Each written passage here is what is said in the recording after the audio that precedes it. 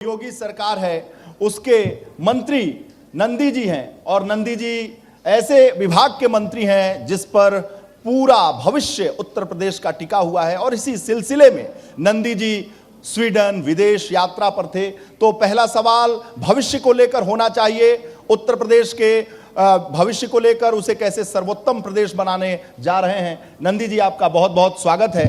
सवाल यह है कि जब आप गए स्वीडन में तो आपने बंदूक चलाया, बंदूक ऐसे निशाने पर लिया आपने, और जब आप निशाने पर ले रहे थे तो उसकी गूंज उत्तर प्रदेश की धरती पर सुनाई पड़ी। हम सारे लोगों को लगा कि ये सारी चीजें निवेश के तौर पर आएंगी, लेकिन विपक्ष ने कहा कि ये बंदूक ताने हुए हैं लेकिन इसमें कारतूस गायब है। देखिए, मैं सबसे पहले तो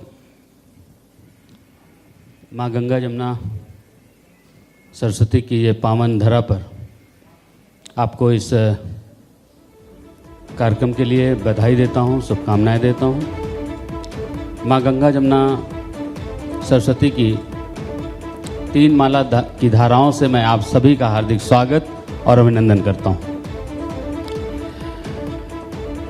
यहाँ उपस्थित ऑडियंस का भी और जितने लोग भी एबीपी गंगा ये प्रोग्राम देख रहे हैं, मैं सभी का हार्दिक स्वागत और अभिनंदन करता हूं अपनी ओर से, अपनी सरकार की ओर से, और सरकार के मुखिया योगी आदित्यनाथ जी की ओर से हार्दिक स्वागत और अभिनंदन करता हूं। अभी आपने पूछा कि हम विदेश गए थे। आदरणीय प्रधानमंत्री जी के मार्गदर्शन में और माननीय मुख्यमंत्री जी के नेतृत्व में 16 देशों के 21 सिटी में माननीय उप मुख्यमंत्रीगण, मेरे साथ और सीनियर मंत्रीगण,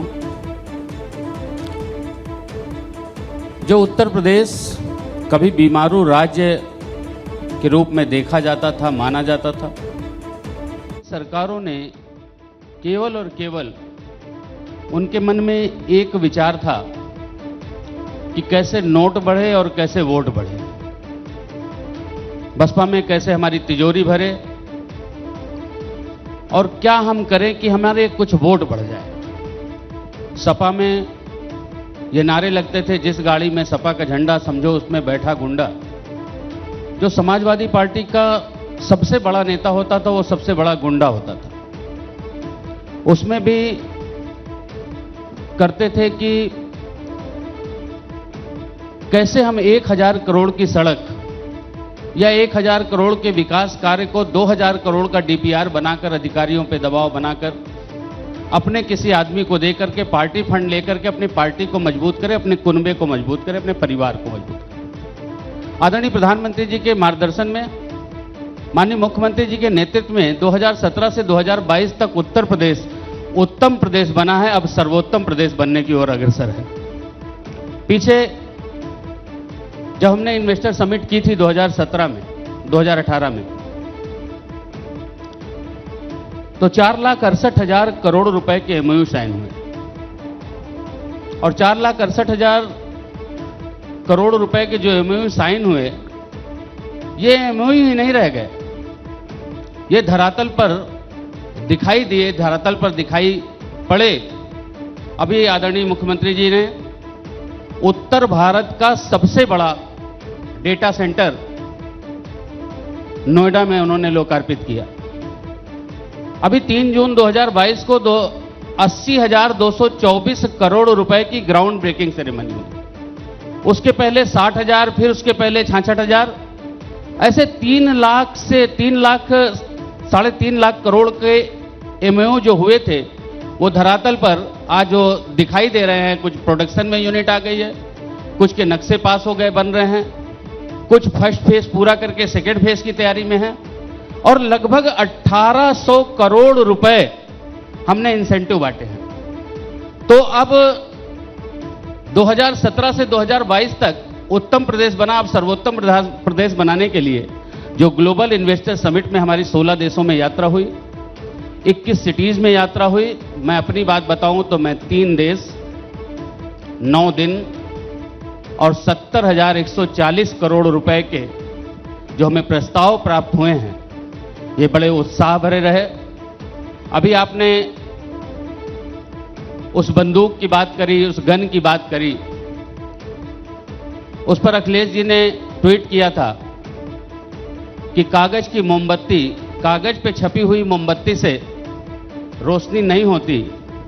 तो उनको जवाब दिया गया था कि आंख मूंद लेने से सूरज का प्रकाश नहीं खत्म हो जाएगा या सूरज का प्रकाश समाप्त नहीं होगा।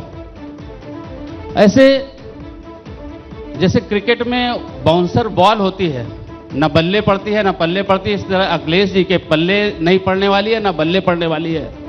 ये जो विकास की यात्रा है, यहां पर बैठे प्रयागराज के बहुत सारे जनमानस लोग बैठे हैं। 2014 के बाद आज तक अगर प्रयागराज बदला है तो जोरदार आपका समर्थन और सपोर्ट चाहता हूं। पूरा प्रयागराज, चौड़ी सड़कें, स्मार्ट मल्टी लेवल पार्किंग, ऐसे ऐसे चौराहे, इतनी चौड़ी चौड़ी सड़कें। कोई बेटी यहां से ब्याह करके 10-5 साल पहले, 15 साल पहले कहीं गई हो और वो अपने मायके आए, उसको ला करके आंख बंद करके खड़ा कर दे तो उसको लगेगा कि जयपुर में है कि दिल्ली के सीपी में है कि दिल्ली की जो बहुत अच्छी पॉश कॉलोनी है वहां है। इस तरह से प्रयागराज बदला है और प्रयागराज की महिमा को कह सकी प्रयाग प्रभाव। आपने कहा कि न बल्ले पे आती है गेंद, न पल्ले पड़ती है, तो अखिलेश जी को न पल्ले पड़ रहा है, मतलब न उनको समझ में आ रहा है, न उनकी गेंद बल्ले पे आई, न वो चुनाव जीत पाए, न सरकार बना पाए। लेकिन वो कह रहे हैं कि जो आप लोग या विपक्ष, पूरा विपक्ष कह रहा है कि जो विदेश यात्रा हुई थी 17 से लेकर अब तक आप लोग बहुत थक गए थे, तो सोचे मुख्यमंत्री जी ने कि जाएं थोड़ा सा विदेश दौरा भी कर लें और देख भी लें, घूम लें, क्योंकि कितना काम लेंगे, काम अब बस में था नहीं। ऐसा मतलब व्यंग समाज में चल रहा है, ऐसा विपक्ष भी आरोप लगा रहा है। देखिए, विपक्ष हमारे देश का बहुत सौभाग्य है,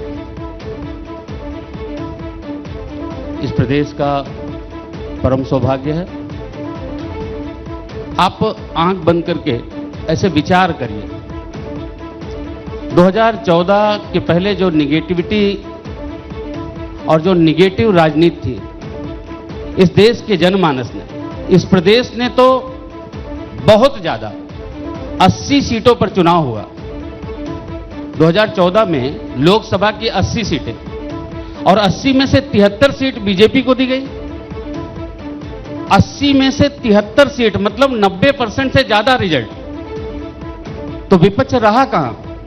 सारे विपक्ष को समाप्त करते हुए उत्तर प्रदेश के जनमानस ने इस प्रदेश की बागडोर इस देश की बागडोर एक परम तपस्वी आदरणीय नरेंद्र मोदी जी के हाथों में सौंपने के लिए 80 में से 73 सीट दिया और पूरे देश ने झूम करके वोट दिया।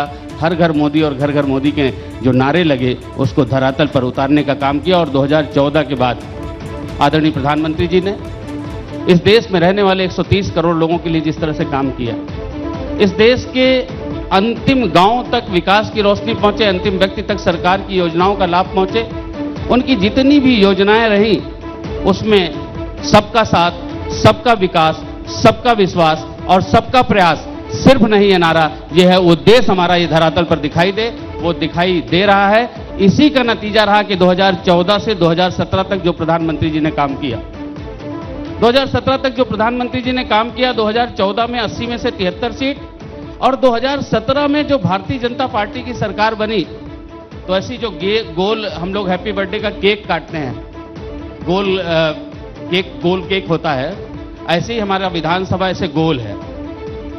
और उस विधानसभा में जैसे एक स्लाइस निकाले हैप्पी बर्थडे की केक की, उसी में सपा बसपा और कांग्रेस सिमट के रह गई। बाकी 325 पूरी भारतीय जनता पार्टी के पक्ष में गई। पूरी भारतीय जनता पार्टी को लोगों ने, जनमानस ने बहुमत देकर के माननीय प्रधानमंत्री जी के किए हुए कार्यों पर मोहर लगा करके प्रदेश की बागडोर भारतीय जनता पार्टी की सरकार। लेकिन चूंकि बात आपने 17 की, बात आपने 14 की 19 की भी हो गई, लेकिन हाँ हुई 19 की 2017 के बाद, लेकिन मुख्यमंत्री जी ने, लेकिन नंदी जी अब तो 24 है ना, और मैं 24 कह रहा हूं 2017 2017 के बाद 2019 आप देख लीजिए प्रचंड बहुमत, 2022 देख लीजिए, जो 2014 में चुनाव हुए, 2017 में चुनाव हुए, 2019 में चुनाव हुए। अगर हम वोट का परसेंटेज निकालते हैं, अगर हम बूथ जीतने का परसेंटेज निकालते हैं, तो 2014, 2017, 2019 से भी ज्यादा 2022 में भारतीय जनता पार्टी बूथ जीत करके उत्तर प्रदेश में सरकार बनेगी। लेकिन अब 22 हुआ, अब 24 की बारी है। 24 में जो मैनपुरी में रिजल्ट आया, उसके बाद से विपक्ष में एक तरीके से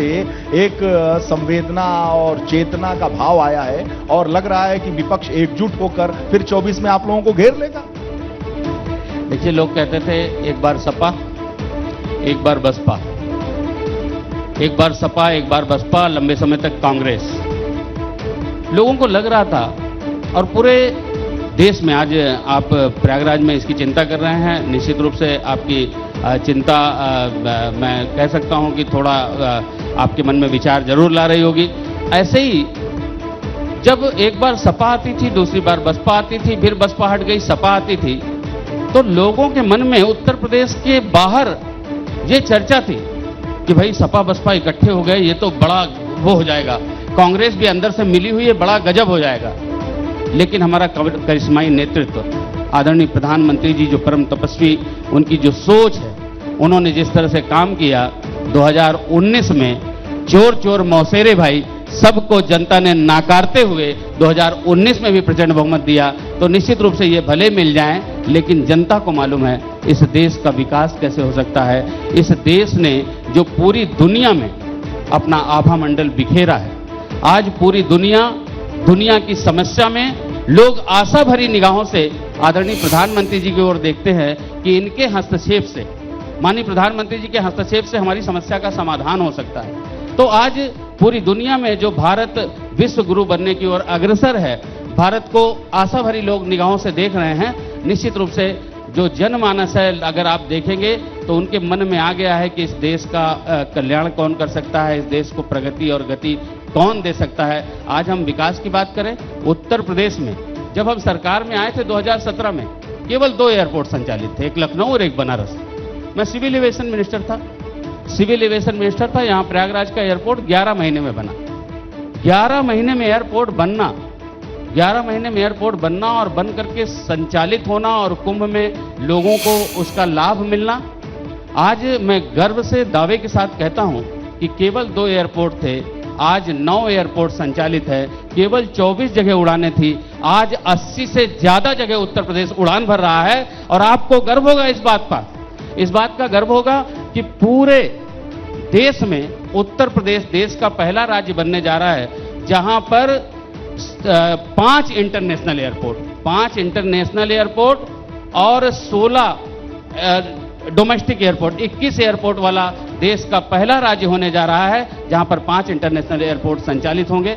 अगर हम हाईवे की बात करें, कभी सपा बसपा ने नहीं सोचा कि हमारी सड़कें अच्छी हो, हमारी ट्रांसपोर्ट कनेक्टिविटी अच्छी हो, हमारी हवाई कनेक्टिविटी अच्छी हो, हमारे यहाँ हॉस्पिटल्स हो, हमारी जनमानस को सुख सुविधाएं हो। उन्होंने हमेशा अपने जेब भरने की, अपनी तिजोरी भरने का काम किया। हमारी सरकार ने, अगर हम ट्रांसपोर्ट सिस्टम की बात करें, हाईवेज की बात करें, पूरे देश में जितना एक्सप्रेसवे है उसका 37.7% अकेले उत्तर प्रदेश में है। उत्तर प्रदेश और एयरपोर्ट और जो उत्तर प्रदेश का एक्सप्रेसवे सिग्नेचर ऑफ यूपी के नाम से जाना जा रहा है। अभी हमारी वित्त मंत्री जी ने उसको सिग्नेचर ऑफ यूपी के नाम से उसको संबोधित किया। तो निश्चित रूप से आज 37.7% है। गंगा एक्सप्रेसवे बना रहे हैं हम। गंगा एक्सप्रेसवे मेरठ से आदमी 6 घंटे में आके गंगा माँ का स्नान, गंगा जी में स्नान करेगा। कुंभ जो आने वाला कुंभ है तब तक हम उसको चालू कर देंगे। जल्दी ही भारत का लगभग 50% एक्सप्रेसवे अकेले उत्तर प्रदेश में। अच्छा, बात चूंकि आपने कुंभ की और महाकुंभ आने वाला है, जैसा कि अर्ध कुंभ में जो तैयारी की गई थी और पूरे देश ने और संसार ने देखा, तो पूरे विश्व के जो दर्शनार्थी हैं वो आते हैं। महाकुंभ को लेकर क्या तैयारी है? चूंकि केवल प्रयागराज की जनता ये नहीं जानना चाहती है, बल्कि एबीपी गंगा के माध्यम से, जैसा हमारा नाम है गंगा, उसके माध्यम से पूरा संसार और देश जानना चाहता है कि आखिर महाकुंभ को लेकर नंदी जी ने क्या तैयारी की है, योगी जी ने क्या तैयारी की है। देखिए, ये पहली सरकार है जिन्होंने इस धार्मिक आयोजन को, इस धार्मिक यूनेस्को ने मान्यता दी और पिछली बार 24 करोड़ लोग यहाँ पर आए, सकुशल स्नान करके माँ का आशीर्वाद लेकर के अपने घरों को गए। पूरी सरकार ने सारी व्यवस्था सकुशल हो उसके लिए धन आने ना आए, उसके लिए मेन पावर आने ना आए। यहाँ तक कि जो भी पुलिस के व्यक्ति हैं उनको भी ट्रेनिंग दी गई व्यवहार कैसा रहना है। जिनका व्यवहार अच्छा नहीं है उनको फील्ड पे नहीं भेजा जाए। यहाँ तक पहली 2025 में कुंभ होना है। पिछली सरकारों में आपने देखा होगा सपा बसपा, उनको कुंभ से क्या लेना देना था। वो तो बस आते थे, बंदर बांट करते थे, खत्म निकल जाते थे। 2025 में जो मेला होना है उसकी तैयारी उसकी माननीय मुख्यमंत्री जी ने पहले ही बैठक ले ली और बैठक लेकर के लोगों को जो जरूरी निर्देश है दे दिए हैं और 40 करोड़ लोगों की आने की हम लोगों को उम्मीद है। उन लोगों के हिसाब से हम तैयारी कर रहे हैं। निश्चित रूप से चाहे वो जल निकासी से संबंधित हो, चाहे रोड से संबंधित हो, चाहे एयरपोर्ट की क्षमता बढ़ाने से संबंधित हो, हर चीज़ में, चाहे जो लोग आ रहे हैं उनको बहुत घूमना ना हो, उनके लिए जो लो फ्लोर वाली बस आती है वो भी लगानी है। इन सब के लिए माननीय मुख्यमंत्री जी ने दिशा निर्देश दिए हैं और हम सब लोग मिलकर के उसको पूरा करें। नंदी जी, एक सवाल अगर न पूछा जाए तो लोग जो विपक्ष के लोग होंगे या जो आपके साथ के लोग होंगे जिन्होंने राजनीति की होगी उनको अच्छा नहीं लगेगा, क्योंकि जब बात हो रही है अभी हमारी आपकी तो लगातार आप सपा बसपा सपा बसपा सपा बसपा कर रहे हैं। ठीक है, जाहिर सी बात है आप हमलावर होंगे, लेकिन सवाल ये भी उठता है कि कैबिनेट मंत्री नंदगोपाल नंदी बसपा में भी थे। जो सारी बुराइयां आप गिना रहे हैं तो उस कैबिनेट के आप भागीदार थे। तो बहन जी में ऐसी क्या बात थी जो आप वहां थे और ऐसा क्या लगा कि आपको भाजपा में आना पड़ा, ये भी जनता जानना चाहती है। देखिए, जनता जानना चाहती है और जानना ही नहीं चाहती बल्कि जानती है। मेरा राजनीति में आना कोई सोचा समझा निर्णय नहीं था। यहाँ पर गुंडे मवाली माफिया इस तरह से हावी थे कि किसी को भी दिन दहाड़े गोली मार देना। एक एमएलए की दिन दहाड़े हत्या हो गई और उस वक्त ऐसा माना जाता था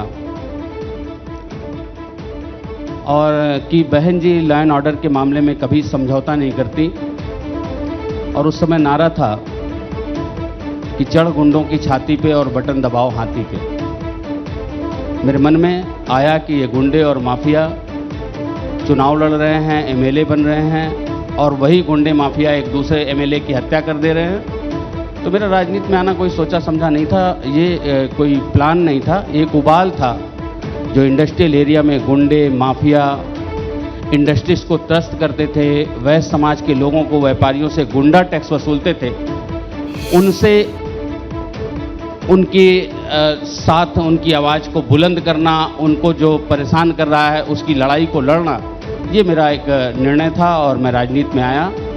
और मैं प्रयागराज के सभी जनमानस को, एक एक मतदाताओं को 100 बार शुक्रिया करता हूं कि उन्होंने मुझे मेरे ऊपर भरोसा करके सभी की जमानत जब्त करा के मुझे जिताने का काम किया। और फिर उसके बाद क्या हुआ कि नारे लगने लगे, यूपी हुई हमारी है, अब दिल्ली की बारी है। तो बहन जी ने अतीक अहमद को भी अपने पास मिला लिया, बहन जी ने मुख्तार अंसारी को भी मिला लिया और नारे लगे कि गुंडे चढ़ गए हाथी पे और गोली पड़ेगी छाती पे। तो मैं भारतीय जनता पार्टी में आया और भारतीय जनता पार्टी के शीर्ष नेतृत्व का बहुत बहुत आभार प्रकट करता हूं, बहुत धन्यवाद करता हूं कि जिन्होंने मुझे पिछली बार भी institutional finance, stamp, court fee और सिविल एविएशन का मिनिस्टर बनाया और इस बार भी मुझे तो मैं एक सवाल बड़ी जिम्मेदारी दी। तो आपको लगता है कि जो कानून व्यवस्था को लेकर आकर्षित होकर आप मायावती जी के पास गए थे, एक परसेप्शन है कि मायावती कानून व्यवस्था बेहतर करती हैं, बहुत अच्छा कानून व्यवस्था उनके समय में रहा है। आप दोनों कानून व्यवस्था की बात करते हैं तो किस रूप में, दर्शकों में जो कंफ्यूजन है उसे जरा दूर कर दीजिए। देखिए, एकदम क्लियर है और प्रयागराज का तो बच्चा बच्चा जानता है। हम लोग उस पृष्ठभूमि से आते हैं। हम रोज सुबह नहाने धोने के बाद जब भगवान की पूजा करते हैं मंदिर में, भगवान को इलायची दाना, मिश्री, भैया इलायची दाना, मिश्री या प्रसाद के रूप में गरी, चीनी कुछ भी चढ़ाते हैं, और चढ़ाने के बाद, जल चढ़ाने के बाद अगर वहां चींटी लग गई, चींटी गलती से दब गई तो 1 घंटा मन डिस्टर्ब रहता है, भगवान कैसे गलती हो गई। हमने किसी की हत्या तो नहीं की थी, हमने किसी को मारा तो नहीं था, हमने किसी को लूटा नहीं था, हमने केवल इंडस्ट्रियल एरिया में रहने वाले गुंडों को, अपराधियों को कानून के द्वारा सजा दिलाई थी। उन गुंडे अपराधी, जो गुंडे और अपराधी इंडस्ट्रियल एरिया में कहते थे हमारा लेबर रख लो, हमारा मैनेजर रख लो, और इंडस्ट्रीज को परेशान करते थे, उन इंडस्ट्रीज को लगा और उन लोगों ने मेरे ऊपर आरडीएक्स रिमोट बम से हमला कर दिया। मैं मिनिस्टर था, मिनिस्टर रहते हुए, बीएसपी सरकार में मिनिस्टर रहते हुए मैंने पूरी सरकार को चुनौती दी गई। मिनिस्टर रहते हुए मैं घर से, मेरे घर के सामने शिव जी का मंदिर है, मैं जल चढ़ाने के लिए निकला और मुझे रिमोट बम से उड़ा दिया गया। ये मेरे पूरे दोनों हाथ, पेट, गला, मैं 7 दिन कोमा में रहा, 7 महीने 7 दिन मेरा इलाज चला। 8 हफ्ते मेरी छोटी आंत इधर और बड़ी आंत इधर मेडिकेटेड बैग में रही। तो ये इस बात से आप अंदाजा लगा सकते हैं कि मैं मिनिस्टर, और मिनिस्टर रहते बम से उड़ा दिया, तो निश्चित रूप से पूरी सरकार को चुनौती दिया, और पूरी सरकार को चुनौती देने के बाद भी अगर इस बात को कहते हुए काफी भावुक हो गए आप, आपकी आंखों में पानी में देख। क्या बोलेंगे आप? सोचिए उस पत्नी पे क्या बीतेगी। CCM critical care medicine department है पीजीआई में, जहां उस समय 5 या 7 बेड थी, और 7 बेड में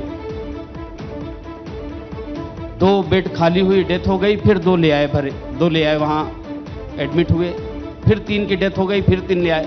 हर घंटे कोई आ रहा है, जा रहा है। क्या बीतेगी उस पत्नी पर जिसके 2 बच्चे, और बच्चे प्रयागराज से, इलाहाबाद नाम था उस समय, इलाहाबाद से वापस आ रहे थे लखनऊ की तरफ, तो ये हुआ कि गाड़ी उड़ा देंगे। प्रमुख सचिव गृह थे उस समय, उनसे बात हुई तो उन्होंने कहा थाने में गाड़ी खड़ी कर दो, जो भी थाना दिख रहा है सामने उसी थाने में खड़ी कर दो। इस तरह से गुंडागर्दी चरम पर थी। लेकिन कहते हैं जाको राखे साइयां मार सके ना कोई। मैं प्रयागराज के वो विजय प्रताप, एक हम लोग का बहुत इंडियन एक्सप्रेस का सीनियर पत्रकार था, उसकी डेथ हो गई। एक गनर था राकेश मालवी प्राइवेट, उसकी डेथ हो गई। इतना बड़ा बम ब्लास्ट, तो निश्चित रूप से लोगों की दुआओं का असर है। जब दवाओं ने असर करना बंद कर दिया, सबसे ज्यादा चोट मुझे लगी, मुझसे कम जिनको चोट लगी थी वो बेचारे आज हमारे बीच नहीं रहे। तो वो बात अगर आएगी तो वह मन तो भावुक हो ही जाएगा।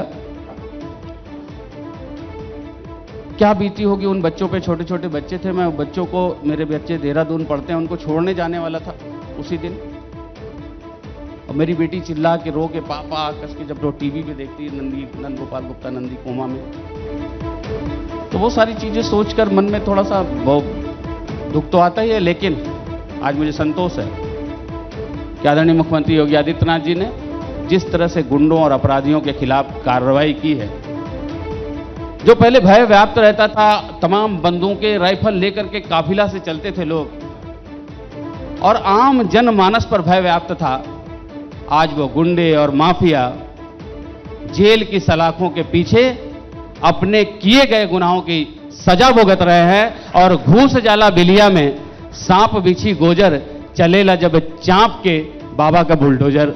ये जो बाबा का बुलडोजर सुशासन का चला, इससे गुंडे और माफिया थर थर कांप रहे हैं, और आम जनमानस में एक विश्वास, एक ऐसा भाव कि हम नहीं, सुरक्षित है, हमारी रक्षा है, कानून का राज है, हमें कोई परेशान करेगा तो उसको सजा मिलेगी, ये मन में विश्वास लोगों का। बुलडोजर की बात आप कर रहे हैं, तो जो 22 का रिजल्ट निकला उसमें मोदी जी का राशन और बुलडोजर का शासन बहुत बड़ा मुद्दा था। ऐसा माना गया, जो चिंतक हैं और समीक्षक हैं, कि सरकार जो आपकी लौटी है उसमें, तो जो बुलडोजर का शासन है, सबसे ज्यादा अगर हम बात करें तो प्रयागराज की धरती पर बुलडोजर चला है। आंकड़े बताते हैं और जो रिकवरी हुई है वो बताते हैं। तो बुलडोजर के शासन को और प्रयागराज की धरती पे जो वो चला है उसको किस रूप में करते हैं? आपने तो एक कविता भी बना ली है, वो कविता भी फिर से सुनाइएगा, क्योंकि दर्शक जो है वो शायद ढंग से सुन न पाए हों। बुलडोजर के शासन पे आज तक हमने बहुत सारी बातें सुनी, लेकिन कविता नहीं सुनी। वो कविता दर्शक सुनना चाहते हैं। देखिए, 2022 के चुनाव में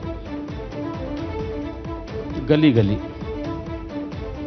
और पूरे उत्तर प्रदेश में, प्रयागराज तो खास तौर पे, दो ही चीज़ें चल रही थी। अगर कोई बारात निकल रही थी, फरवरी मार्च में चुनाव था, जनवरी में, जो राम को लाए हैं हम उनको लाएंगे, यूपी में हम फिर से भगवा लहराएंगे, ये गाने बजे तो गाने पे थिरकने लगे, चाहे किसी का रिसेप्शन रहा हो, चाहे घर में वो क्या बोलते हैं मठमंगरा और सिलमायन हो, तो वहाँ पर वो ढोल ताशे पे ही लेडीज़ लोग डांस कर रही थी। तो मन में था जो 500 सालों से पूरे सनातन धर्म को मानने वाले पूरे विश्व में जो लोग हैं, जिनकी आस्था का केंद्र है अयोध्या, उनके मन में ये था कब ये दिन आएगा। तो जब वो दिन आया कि जो राम को लाए हैं हम उनको लाएंगे, और 2024 में हम सब दर्शन करने के लिए जाएंगे, वो भव्य राम मंदिर का बहुत तेजी से निर्माण कार्य चल रहा है। दूसरी जो एक बात थी कि घूस जाला बिलिया में सांप बिछी गोजर, चलेला जब चांप के बाबा के बुलडोजर, जे जैसे माने होके बाबा मनावे, वही के भाषा में होकर समझावे। तो जो जैसे मानेगा उसको वैसे समझाएंगे। ये कानून के शासन का प्रतीक बना बुलडोजर। और पूरे प्रदेश में जो राम को लाए हैं हम उनको लाएंगे, यूपी में फिर से हम भगवा लहराएंगे, घूस जाला बिलिया में सांप बिछी गोजर, चलेला जब चांप के बाबा का बुलडोजर। ये दो गाने मन में एकदम उत्साह, एक जोश पैदा करते, और निश्चित रूप से वो जोश वोटरों के मन में था। तभी मैंने कहा 2014, 2017, 2019 और 2022 में देखेंगे तो पूरा 2014 के बाद से आज तक जो जीतने का रिकॉर्ड है वो सबसे ज्यादा 2022 में रहा। देखिए राजनीति घूस जाला बिलिया में है? हाँ, घूस जाला बिलिया में सांप बिछी गोजर, चलेला जब चाप के बाबा के बुलडोजर। सांप बिछी गोजर माने गली के गुंडे, मवाली, माफिया जो भी हैं। तो बमबाजी के लिए पूरा प्रयागराज जाना जाता था, ले बम फेंकते थे सब। यहाँ पहले पूरे यूपी में बमबाज के रूप में फिल्में भी बन गई, तमाम सीरियल बन गए। तो ये बमबाज के ऊपर कई ऐसी फिल्में हम लोगों को याद है। तो वो बमबाजी का जो कल्चर यहाँ रहा, लोग कहते थे कि यहाँ कट्टा और बंदूक नहीं, यहाँ बम से उड़ा देते हैं, बम चला देते हैं। छोटे छोटे बच्चों में वो चीज़ें आ गई। निश्चित रूप से इन सब गलत चीज़ों के लिए इलाहाबाद मशहूर था। इलाहाबाद केवल नाम ही नहीं बदला है। इलाहाबाद अगर नाम बदला है, प्रयागराज किया है, तो निश्चित रूप से प्रयागराज बदला है। पूरे प्रयागराज में अब गुंडागर्दी, बमबाजी और कट्टे की बात नहीं होती। कानून का शासन है, कानून का राज है। और राजनीति हो सकता है दूसरी पार्टी के लिए, सपा बसपा कांग्रेस या किसी भी पार्टी के, सत्ता पाने का, सत्ता की लालच का केंद्र हो, सत्ता के लिए हो। राजनीति भारतीय जनता पार्टी के लिए सेवा है, और भारतीय जनता पार्टी के सभी लोग इसको सेवा भाव से करते हैं। मैं मानता हूं कि राजनीति हमारे लिए सेवा ही है, और सेवा नहीं होती तो 2007 में जब हम पहला चुनाव लड़े थे तो मेरी कोई राजनीतिक हैसियत नहीं थी, मुझे काका गागा अंगा ABCD भी नहीं। उत्तर प्रदेश के इतिहास में ये पहली बार हुआ जहां इतने बड़े बड़े लोग मेरे खिलाफ चुनाव लड़ रहे हैं। मैं जिंदगी का पहला चुनाव लड़ा। कभी छात्र राजनीति नहीं, व्यापार मंडल नहीं, संगठन नहीं, सभासद नहीं, BDC नहीं, कोई चुनाव लड़ा ही नहीं। मैं पहला चुनाव लड़ा, और प्रयागराज के लोगों ने मुझे 34,846 मत देकर के सबकी जमानत जब्त करके चुनाव जीता। दूसरा चुनाव लड़ा, 43,000 वोट, 25% वोट ज्यादा। 34,000 से 43,000, 25% वोट ज्यादा, और 208 वोटों से बेईमानी से चुनाव हरा दिया गया। मैंने नहीं कहा, मैं तो हाथ जोड़ के चला है, भाई हार गए चलो, लेकिन जनमानस को लगा नहीं, बेईमानी से चुनाव हरा दिया गया। और मेयर का चुनाव था, मार्च में हम चुनाव हारे, अप्रैल मई छोड़िए, जून में 2012 में मेयर का चुनाव था। और मेयर के चुनाव में महिला की सीट थी, अभिलाषा जी को मैंने, वो भी जिंदगी में कोई चुनाव नहीं लड़ी, हाउसवाइफ, बच्चों को संभालना, घर को संभालना, कभी भी पब्लिक प्लेटफॉर्म पे रही, वो हाउसवाइफ थी। मैंने उनको चुनाव लड़ाया, और चुनाव चिन्ह था सुराही, चुनाव चिन्ह सुराही था। निर्दल प्रत्याशी के रूप में 80 में से 80 वार्ड जिता करके जो प्रतिद्वंदी थे उसकी भी जमानत 70,000 वोट से जीते, जो सेकंड पे था। तो 80 में से 80 वार्ड जिता करके निर्दल प्रत्याशी के रूप में 20-25 दिन में अपना चुनाव चिन्ह लोगों तक पहुंचा देना मैंने नहीं किया। ये जनमानस, उत्तर प्रयागराज के जनमानस में गांव गांव, गली गली जो मोहल्ले थे, उन सब ने ये माना कि नहीं, हमारी बेटी, हमारी बहू, हमारे बच्चे, इनके साथ अन्याय हुआ है और न्याय जनता ने कर दिया, तो मुझे लाखों वोट दे करके मेयर बना दिया। तो अभिलाषा जी का जो करिश्माई व्यक्तित्व है ये काम आया ना। और रही बात, अभिलाषा जी को बहुत कहा जाता है बहुत सबमिसिव हैं, सबसे मिलती जुलती हैं, लेकिन जब उनका जो इस तरह का व्यवहार है, आपसे कब मिली वो? लोग कहते हैं कि आप ठेला लगाते थे वहां मिल गई। ये क्या है? क्योंकि दर्शक जो आपका लोग कहते हैं कि लव गुरु भी हैं आप, तो लोग जानना चाहते हैं, जरा बताइए। देखिए, मैं बहुत अच्छी बात आपने छेड़ी दी तो मैं चर्चा कर ही लूं। देखिए, जब हम 2012 में चुनाव में आए, किसी भी चीज का जब बॉर्डर होता है, जहां से दूसरा बॉर्डर शुरू होता है, तो नगर निगम के जब बॉर्डर में हम गांव की तरफ गए, तो गांव की गरीब महिलाएं जो घूंघट काढ़ के, छोटे छोटे बच्चे, जो हमारे साथ कार्यकर्ता थे, वो नंदी भैया जिंदाबाद, अभिलाषा गुप्ता जिंदाबाद लगा रहे थे, तो जो गांव की औरतें घूंघट से थी, जो छोटे छोटे बच्चों के, नंदी की औरत है, नंदी की औरत। हम करेली साइड गए मुस्लिम बस्ती में, अटाला गए मुस्लिम बस्ती में, गढ़ी सराय, यहां जहां जहां गए मुस्लिम बस्ती में, तो उन्होंने कहा नंदी की बीवी है, नंदी की बीवी। मुस्लिम बहनें, नकाबपोश बहनें, छोटे छोटे बच्चे, नंदी की बीवी है, नंदी की बीवी। सिविल लाइन साइड आए तो नंदी की वाइफ है, नंदी की वाइफ। और मैं आज गर्व के साथ कहता हूं कि अभिलाषा जी को जो प्रयागराज ने 80 में से 80 वार्ड जिताया निर्दल प्रत्याशी के रूप में, उन्होंने काम करके ये सिद्ध किया। आज बोलते हैं ये अभिलाषा गुप्ता नंदी जी है, मेयर है प्रयागराज की, मेयर है प्रयागराज की, ये अभिलाषा। और आपने खुद ही अभी कहा कि अभिलाषा जी आपसे ज़्यादा काम करती है, आपसे ज़्यादा उनका व्यवहार है, आपसे ज़्यादा अच्छा करती हैं। तो निश्चित रूप से जब कोई भी ऐसा, चाहे वो बाप हो, अपने बेटे के बारे में सुनता है, कोई पति अपनी पत्नी के बारे में सुनता है कि वो अच्छा काम करे, तो उसको प्राउड होता है, उसको अच्छा लगता है। तो मुझे इस बात का गर्व है कि उन्होंने सेवा करके, सेवा के माध्यम से पिछली बार 2012 से 17 तक उन्होंने जो काम किया, उनकी अपनी पहचान बनी। और 2017 में जब टिकट मिला, 29.73% वोट पड़ा, मात्र 29.73% वोट पड़ा, और 70,000, लगभग 70,000 वोट से पुनः चुनाव जीत करके, जो एक कलंक था कि भाई आज तक कोई दोबारा मेयर नहीं बना, तो उन्होंने रिकॉर्ड बनाने का काम किया, दोबारा मेयर बन गई। तो 29.73% में 70,000 वोट से जीत करके वो दोबारा मेयर बनी। ये जन जन की आशा, मेयर अभिलाषा, इस तरह के नारे लगने लगे। बहुत बहुत धन्यवाद आपका नंदी जी।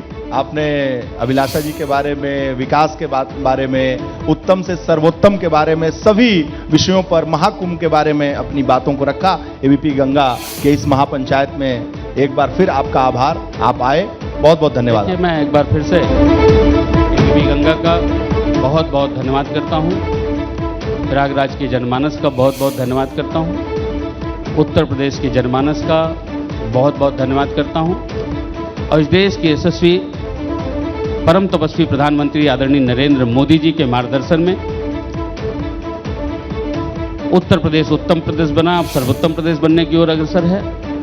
जहां हम आध्यात्मिक विकास की बात करें, चाहे अयोध्या, चाहे काशी, चाहे मथुरा, चाहे विंध्याचल कॉरिडोर,